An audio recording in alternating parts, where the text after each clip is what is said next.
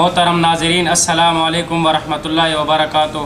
Programme online सवाल जवाब के सेशन में हम मुफ्ती अब्दुल वाहिद कुरैशी साहब के साथ मौजूद हैं। सवालात शुरू करने से पहले मैं अपने तमाम नाज़रीन से गुजारिश करूँगा इस वीडियो को ज़्यादा से ज़्यादा शेयर करें ताकि और लोग भी सदका जारिया में शामिल हो सकें। तो नाज़रीन, चलते हैं अपने सवाल की तरफ। हमारे पास सबसे पहला सवाल है अरमान भाई का। पूछते हैं, रोज़े में गुस्ल फ़र्ज़ हो जाए तो मुंह और नाक में कुली करना जायज़ है जैसे हम गैर रमज़ान में करते हैं? बिस्मिल्लाहिर्रहमानिर्रहीम। रोज़े के अंदर एहतलाम हुआ और बंदे पर गुस्ल वाजिब हो गया। अब गुस्ल का तरीका वही है जो पहले करते हैं। दो चीज़ों का फ़र्क है, नंबर एक कुली में, नंबर दो नाक में पानी डालने के अंदर। आपने कुली और नाक में पानी डालना उतना ही करना है जैसे बंदा वज़ू में करता है, और अगर आपने ज़्यादा कर लिया है तो आपका रोज़ा जाता रहा। मियाँ हफाज भाई पूछते हैं, क्या रोज़े की हालत में आँख में सुरमा डाल सकते हैं? जी, सुरमा डालने से रोज़े पर कोई फ़र्क नहीं पड़ता। आप सुरमा डालें, औरत आँख में काजुल डाले, इससे रोज़े पर कोई फ़र्क नहीं पड़ता। मोहम्मद अहमद अराई पूछते हैं, नमाज की नियत के अल्फाज बोलना ज़रूरी है या अल्लाह अकबर कहने से नियत हो जाती है? नियत के बारे में बुनियादी उसूल याद रखें। जिस बंदे का दिल माने ही नहीं कि अल्लाह अकबर से नियत होती है तो उस बंदे को तो ज़ुबान से कहे अब तू मजबूर है, या बच्चे को नमाज सिखाएं तो वो नमाज के अल्फाज मुंह से नियत के अल्फाज बोले नमाज में तो ठीक है। नमाज शुरू करते हुए आम बंदा जो ये समझता है, आकल बालिग है, कि अल्फाज बोलना ज़रूरी नहीं है, बस मेरी नीयत जो दिल का इरादा है ना वही है। अब मैं लफ्ज़ बोलूँ या ना बोलूँ, अल्लाह अकबर नियत हो गई। नंबर दो, नीयत के अंदर इतना स्पेस और गुंजाइश इतनी मौजूद है कि अगर कोई बंदा आया है ज़ोहर की नमाज की नीयत करके मस्जिद में और ज़ोहर पढ़ना ही चाहता था, लेकिन जब अल्लाह अकबर किया तो इसके मुंह से असर की नमाज का लफ्ज़ निकला, दिल में ज़ोहर है तो इसकी ज़ोहर हो जाएगी, दोबारा पढ़ने की ज़रूरत नहीं है। नूर सवाती पूछते हैं, हैज़ की हालत में रोज़ा रखना कैसा है? बेटा, हैज़ की हालत में रोज़ा रखें तो रोज़ा होता ही नहीं है। नूर सवाती भाई पूछते हैं, जुम्मा वाले दिन हैज़ का गुस्ल करना कैसा है? मेरा बेटा, आप अपनी अहलिया से एक बार फिर पूछें, आपको मसला सीधा समझ नहीं आया या वो आपको समझा नहीं सकी। जिस दिन भी बंदे पर गुस्ल फ़र्ज़ हो गया उस दिन गुस्ल करना चाहिए। ये जुम्मा और जुमेरात का क्या फ़र्क आपने डाल दिया है? मोहम्मद शुजा सिद्दीकी पूछते हैं, जिस्म का बाल टूटने से वज़ू टूट जाता है? सारे जिस्म के बाल टूट जाएं फिर भी रोज़ा नहीं टूटता मेरे भाई, इससे रोज़े पर कौन सा असर पड़ता है। और जहाँ तक वज़ू का मसला है, सारे बाल उखड़ें, अगर उन बालों से उखड़ते वक्त किसी किस्म का कोई पानी या खून बाहर नहीं निकला तो आपके वज़ू बरकरार है, आपका वज़ू नहीं टूटता इससे। आज़म खान पूछते हैं, मुफ्ती साहब मिसवाक के बारे में थोड़ी आगाही दें, कौन से दरख्त की मिसवाक से रोज़ा नहीं टूटता? बेटा, मैंने तो आज तक नहीं पढ़ा कि किसी मिसवाक से रोज़ा टूट जाता है, या आप बता रहे हैं। ऐसा दरख्त दरियाफ्त हो जाए तो ये तो एक बहुत बड़ी तहकीक होगी आपकी। आफ्ताब अहमद भट्ट पूछते हैं, अहले हदीस को वहाबी क्यों कहा जाता है? भाई आफ्ताब, ये आले हदीसों से पूछे, मैं आले हदीस नहीं हूँ, मैं आलो सुन्नत वल जमात हनफी देवबंदी हूँ, मुझसे मेरा सवाल पूछें। उस्मान अली शाह पूछते हैं, मैंने अपनी बेगम को हक मेहर में सोना अदा किया है और वो इसके मालिक हैं, तो इस पर जो ज़कात होगी वो मैं दूंगा या वो देगी? और ये सोना 7.5 तोले से कम है। 7.5 तोले से कम है और कुछ भी नहीं है। 1 रुपए की सेविंग भी आपकी बीवी के पास नहीं है तो उस पर ज़कात नहीं है। मगर बाकी अगर आपने उसको सोना दिया है और वो सोने की मालकन है और बाकी माल मिला के उस पर ज़कात फ़र्ज़ है तो ज़कात देना उसकी ज़िम्मेदारी है, आपकी नहीं है। हाँ, अगर आप देना चाहें तो बीवी को मुत्तले कर दें, बस ज़कात अदा हो जाएगी। कारी मोहम्मद ज़फ़र हयात अटक से पूछते हैं, मदरसा में इतना उशर और फितराना जमा हो जाए कि सब तलबा पर तकसीम की जाए तो सब साहिब निसाब बन जाएं, तो इसके बाद फिर भी उशर फितराना मदरसे वाले ले सकते हैं या नहीं? नहीं बेटा, जब बंदे ने किसी को ज़कात दे दी है और वो ख़ुद अब साहिब निसाब बनने पे आ गया है, बस अब ज़कात बस हो गई, अब किसी और गरीब को ढूंढें। रहमत हुसैन सऊदी अरब से, मेरे पास 5000 रियाल इधर और पाकिस्तान में 1 लाख रुपए अकाउंट में हैं और 60,000 कर्जा मेरे ऊपर है और सोना चांदी भी मेरे पास नहीं, क्या मुझे ज़कात देना पड़ेगी और किस हिसाब से दूँ? 5,000 रियाल और 40,000 पाकिस्तान के, क्योंकि 1 लाख है उससे 60,000 कर्जे का कट गया, इसकी ज़कात आप देंगे, बाकी सोना चांद तो आपके पास है ही नहीं। वकास अहमद पूछते हैं तरावी में ख़त्म कुरान का प्रोग्राम कैसा है? प्रोग्राम का मतलब क्या है? वहाँ कोई नात खानी होनी चाहिए, तिलावत होनी चाहिए, बयान होना चाहिए, ये तो ठीक है। और अगर कोई और प्रोग्राम है उसमें कोई कवाली शवाली, कोई आरिफ लोहार द चिमटा, ये इस तरह की बातें हैं तो ये गलत है। मोहम्मद वकास पूछते हैं मुफ्ती साहब, हमारे गांव में 20 तरावी ख़त्म हो जाए तो वितर से पहले 2 रकात नफल पढ़ते हैं और महल्ले वालों ने लाजमी करार दिया है, आपकी क्या राय है? ये आपके महल्ले वालों का पेट से बना हुआ मसला है, शरीयत से कोई साबित नहीं है, ये मेड इन पेट है। मलिक हसीब अवान पूछते हैं मुफ्ती साहब, अगर एक इमाम साहब सजदा तिलावत आयत भूल जाए तो लुकमा अगर दें तो कितने सजदे होंगे? एक ही सजदा होगा, चाहे एक ही सजदे की तिलावत की आयत को उसने 10 बार ही पढ़ लिया है या पीछे वाले ने 2 बार ही लुकमा दे दिया है, 3 बार ही दे दिया है, सजदे की तिलावत रिपीट हो रही है, रकात एक ही चल रही है, मजलिस एक ही चल रही है, तो सजदा एक ही आएगा।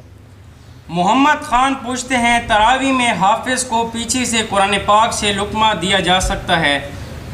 नहीं दिया जा सकता तो सामे ठहराते क्यों हैं? सादे खुदा तुझे हज पे ले जाए। अगर आपको ये नहीं मसले पता तो पहले पता कर लो कि सामे की ज़िम्मेदारी क्या है। मोहम्मद शहजाद पूछते हैं अगर रोज़े की हालत में हम बिस्तरी हो जाए उसके बारे में बता दें। अगर आपको रोज़ा याद था तो आपको 61 रोज़े मुबारक हों अब आपने रखने हैं, और रोज़ा याद नहीं था तो फिर अल्लाह की मेहमानी है, मज़े करो फिर तो आप।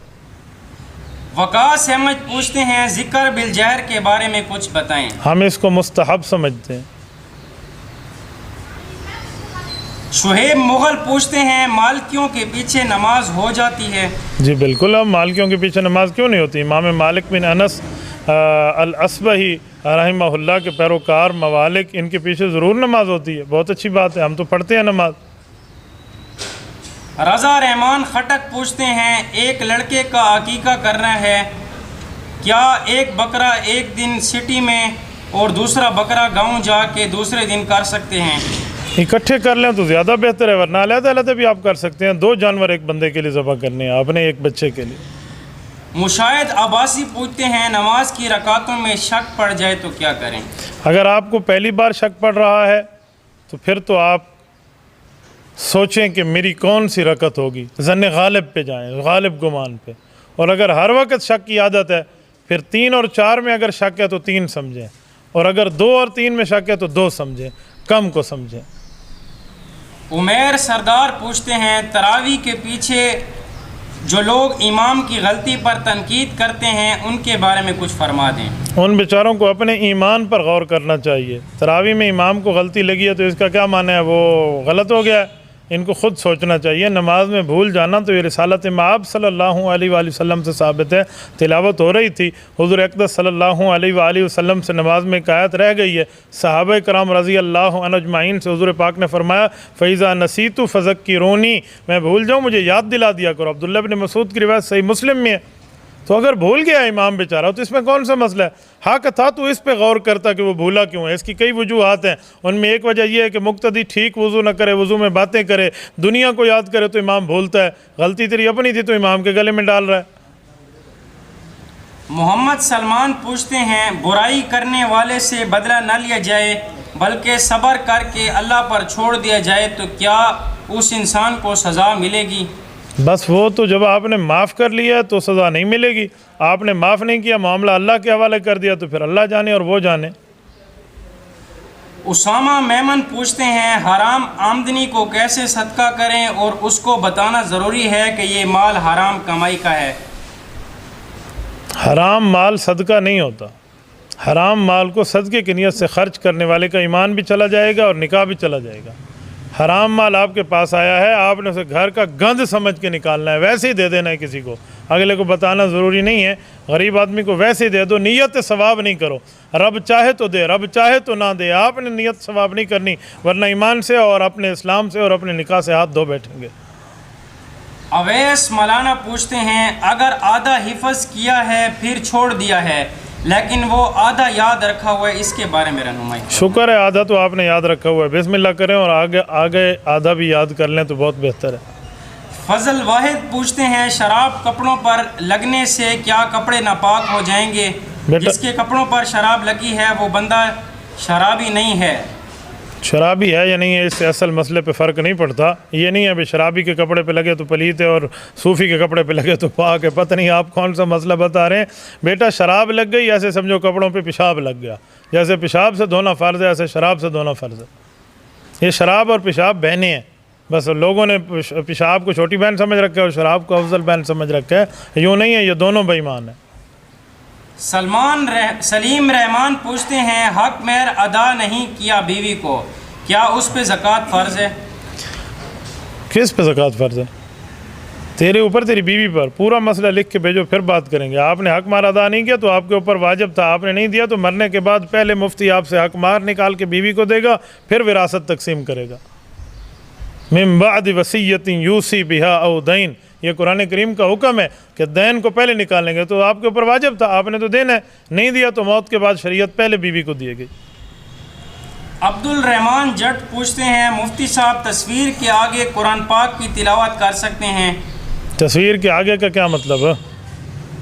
अब्दुल रहमान जट, आप वाकई सादे आदमी हो, खुदा के बंदे, पूरा सवाल करो। तस्वीर के आगे तस्वीर के पीछे क्या मतलब? यानी उस कमरे में तिलावत करते हैं जिसमें तस्वीर लगी हुई है तो तिलावत तो जायज़ है, बस तस्वीर को वहाँ से उतार दें।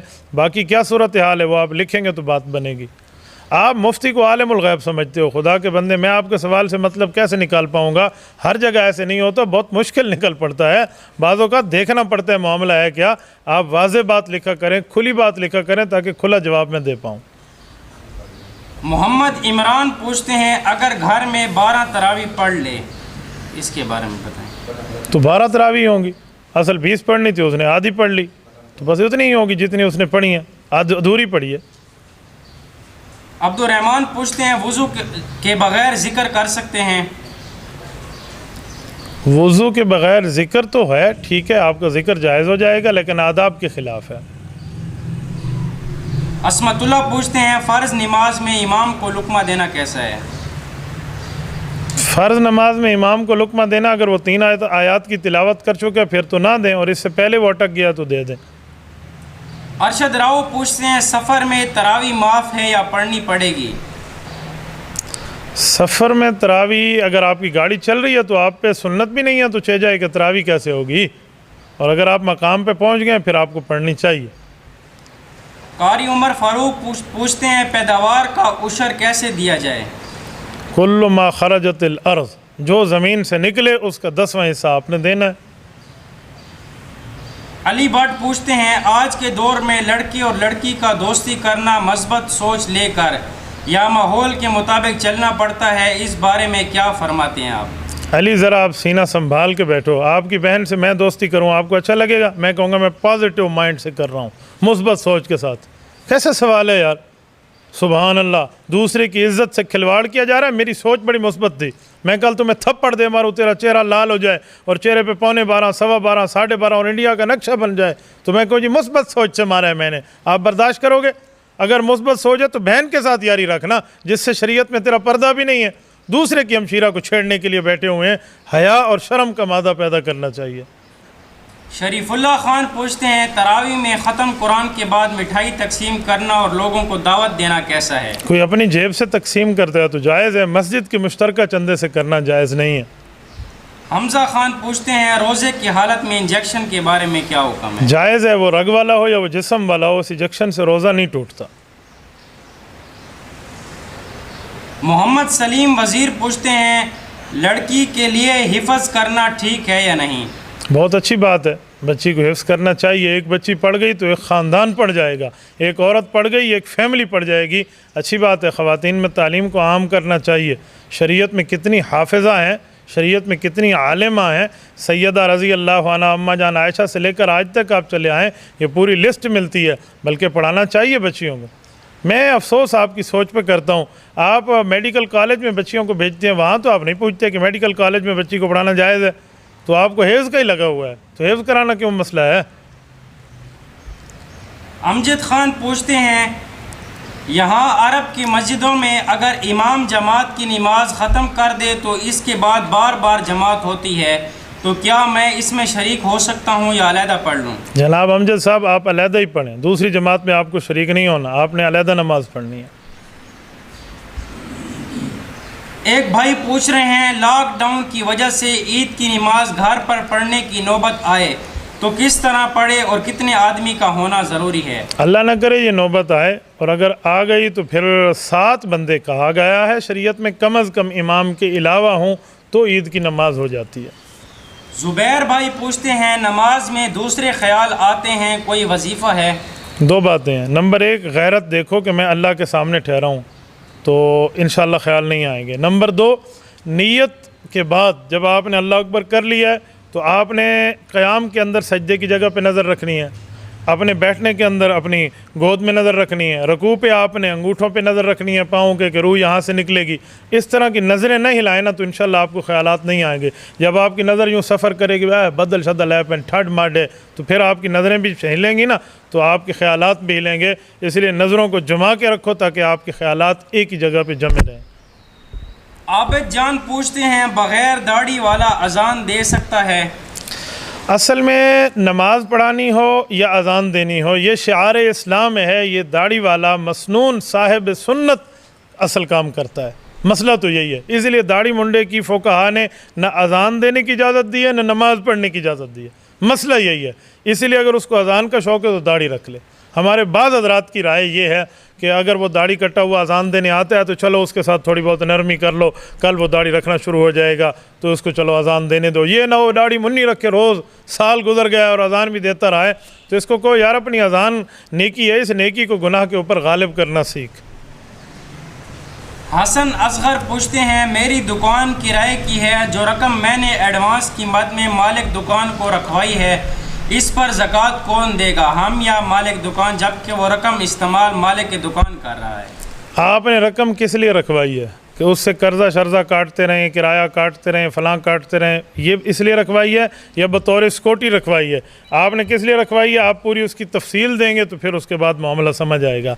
अगर आपने उसको दे दी है तो ज़कात जाने और उसका दर्द सर जाने, और अगर आपने उसको बतौर सिक्योरिटी रखवाई है कि जब चाहूँगा ले लूँगा, तो फिर माल आपका है, ज़कात आपके ज़िम्मे होगी, उसके ज़िम्मे नहीं होगी।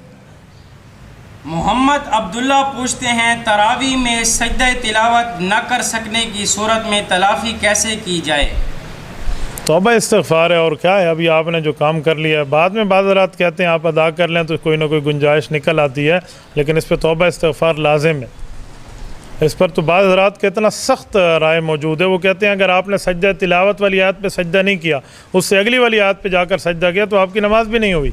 क्यों? आपने गलत काम किया कि जहाँ हुक्म नहीं था वहाँ हुक्म आपने डाल दिया है। इस बारे में एहतियात के दामन को पकड़े रखें। शायद अहमद भाई पूछते हैं, हमारे अंदर गुस्सा और कीना बहुत ज़्यादा है, इसका कोई हल बताएं। फलयज़हकू कलीलन वलयबकू कसीरा की आयत को समझो कि दुनिया में हंसना कम चाहिए, रोना ज़्यादा चाहिए, तो इंशाअल्लाह कीना बोझ ख़त्म होगा। अल्लाह से डरें और अल्लाह के मामलात सामने रखें, अल्लाह का खौफ सामने रखें, कब्र आखरत को सामने रखें, मौत को सामने रखें, तो ठीक हो जाएगा। जज़ाकुमुल्लाहु ताला व आखिरु दअवाना अनिल हम्दुलिल्लाहि रब्बिल आलमीन।